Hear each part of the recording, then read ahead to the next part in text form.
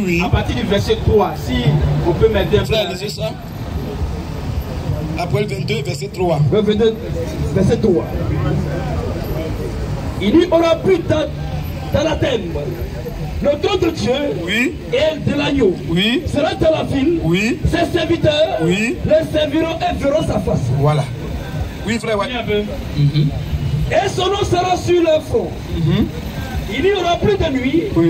Il n'aura besoin ni de lampe, ni de lumière. Parce que le Seigneur Dieu les éclairera. Voilà. Et ils régneront au siècle des siècles. Et il me dit, ces paroles sont certaines et véritables. C'est pas encore arrivé? Ah bon, c'est bon. Quand il dit, d'abord, le trône de Dieu. Il a parlé du trône de Dieu, il a parlé de l'agneau et le Seigneur. Bon, quand il parle de agneau, on peut dire que c'est Jésus qui est l'agneau de Dieu. C'est pas on peut, c'est ce qui est déjà marqué dans Jésus est l'agneau de Dieu. Voilà. Donc, et puis il y a le Seigneur les éclairera. Et donc, ici il a dit, ils régneront. Donc, il régneront. Si c'était une seule personne là, pourquoi il n'avait pas dit il régnera? Et puis il a dit ici, ils régneront. Non, hein? Écoute bien. Reprends son verset, frère. Pourquoi on dit aussi le trône de l'agneau et de Dieu sera? Puis on dit, on n'a pas dit seront. Pourquoi? Donc les deux ont un seul trône. Oh, ils sont deux. On dit le trône de Dieu et de l'agneau sera. Bon, c'est le trône de qui au juste? Il n'aura plus d'anathème. Ou bien l'agneau va s'asseoir sur le pied du prêtre. Ah, il y a un peu pour deux personnes, mon ami. Hein, bon, ainsi trône là, c'est une seule place.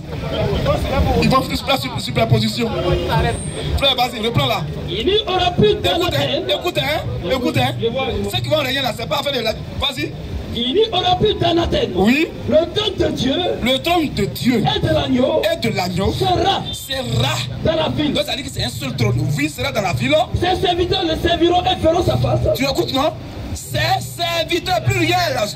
On n'a pas dit les serviront, on parle de l'agneau et puis Dieu.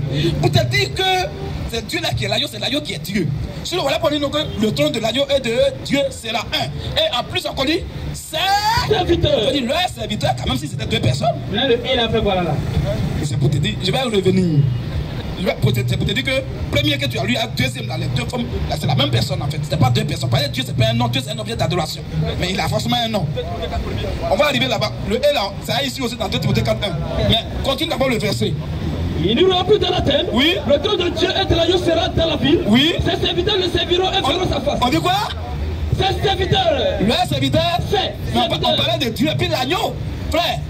Mais là, c'est pour là, il y a donné le sens grammatical de et maintenant. Et c'est une conjonction de coordination. En d'autres termes, c'est même un connecteur logique d'addi. Dieu, c'est pas additionner Dieu. C'est-à-dire que c'est comme si on dit Dieu plus l'agneau. Normalement, ça devient être pluriel. Mais on dit Dieu plus l'agneau et on dit c'est là. Dieu plus l'agneau peut dire ses serviteurs. On n'a pas dit leurs serviteurs. C'est pour ramener que c'est Dieu qui est l'agneau, c'est l'agneau qui est Dieu. Ils ne sont pas deux. Ton et là, je vais donner ton et maintenant. Vas-y, frère. Voilà ton et ici. Oui. Je t'en conjure. Je t'en conjure. Devant Dieu. D'abord, devant Dieu. Et devant Jésus-Christ. Voilà ton et qui est venu. Dieu est Jésus-Christ. Maintenant, qui doit juger. On ne va dire qu'ils doivent, non? S'il y avait Dieu à part et puis il y avait Jésus à part, on a dit qu'ils doivent. On dit qu'ils doivent.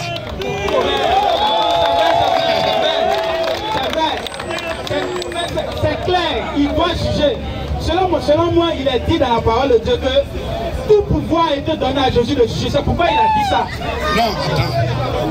Même si on a dit ça, mais le problème ici, on ne peut pas dire russophone et bombardier et on va dire qu'il doit. Même toi, si on dit ton nom, puis on dit le nom de ton frère, on va dire qu'il doit avoir. Parce que vous êtes de deux.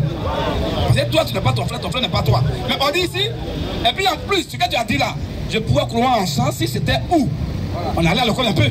Puis on disait, je t'en conjure devant Dieu ou devant Jésus-Christ. Soit c'est Jésus qui juge, parce que tout pouvoir lui a été donné, donc on met qu'il doit là, ça marche. Mais on n'a pas dit où. Si on dit où là, c'est soit lui, soit Dieu, soit Jésus. Mais on dit hey, quand on dit hey là, c'est plus. Dieu est. Et on dit qu'il doit. Ça peut te dire quoi? Continue un peu même. Qui doit juger. Oui. Les vivants et les morts. Oui. Et au nom de son apparition. Au nom pas de leur apparition, mais au nom de son apparition. Et de son royaume. Pas de leur royaume, mais de son royaume. C'est pour te montrer que Dieu plus Jésus-Christ, c'est la même personne. Je t'en conjure devant Dieu, dont le nom est Jésus-Christ. C'est lui qui doit juger les morts et les vivants. Et c'est lui qui va réapparaître. C'est lui qui dit, il vient bientôt, non? Voilà. C'est lui qui dit, mon royaume n'est pas de ce monde. C'est lui qui a son royaume. c'est la même personne. Dieu n'est pas un nom, mais son nom c'est Jésus-Christ. Dieu veut dire objet d'adoration. C'est tout. Merci beaucoup. Merci. Bon, je vais vous saluer parce que vraiment, vous avez donné une explication claire. Ok, merci frère. Merci. Shalom. Shalom.